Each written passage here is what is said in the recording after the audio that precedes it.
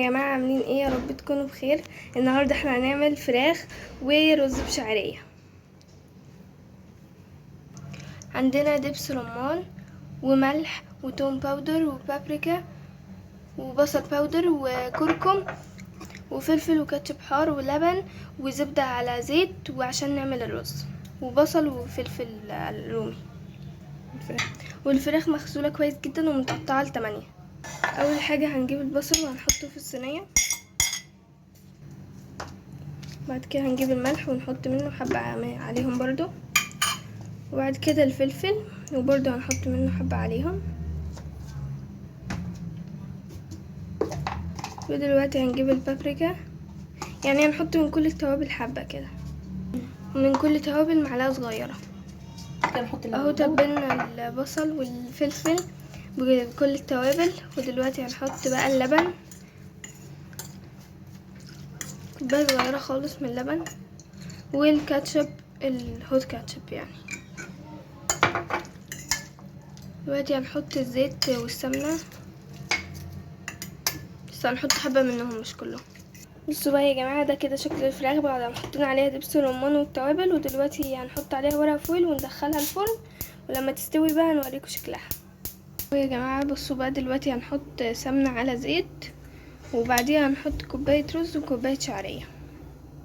اهي كوباية الرز وكوباية الشعرية.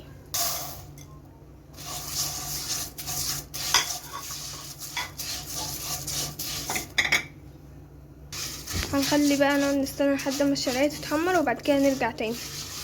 اهو دلوقتي بقى بنحمر الشعرية. دلوقتي يا جماعة الشعرية اتحمرت، وهنحط الرز اهو.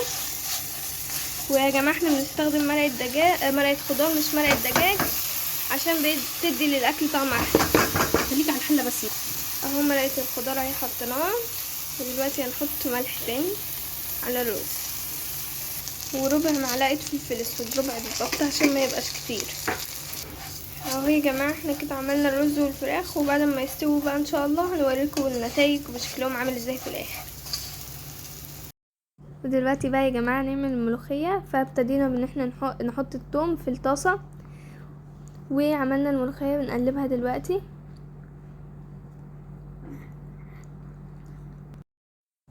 دلوقتي بقى بنكمل تقليب اهو لحد ما الثوم يحمر خالص. وده شكل الرز بعد ما خلصناه،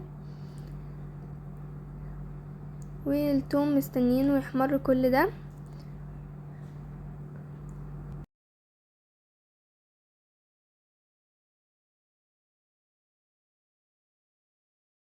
دلوقتي بقى خالته هتحط الكزبرة بعد ما ياخد لون شوية، بس ما يحمرش قوي يعني. وقلبناه كل حاجة مع بعض.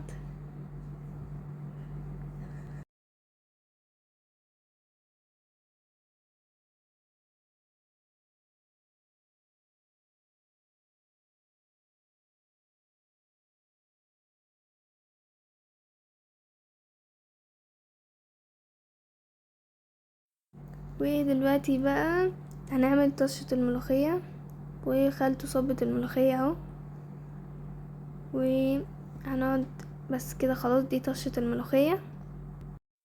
وكده الاكل كله خلص بقى، بنصب الملوخية والاكل كله خلص، وهنغرف بقى دلوقتي.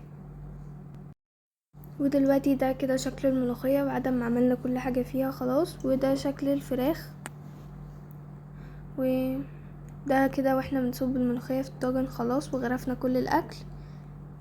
وده كده شكل الاكل. يا رب يكون عجبكم. ما تنسوش تعملوا لايك وشير وسبسكرايب لو الفيديو عجبكم. وبس. وده بتنجان احنا نسينا نصوره يعني، فان شاء الله هنبقى نصوره في الفيديو الجاي. وبس. وزي ما قلت لكم، لو الفيديو عجبكم ما تنسوش تعملوا لايك عشان نصور لكم فيديوهات اكتر.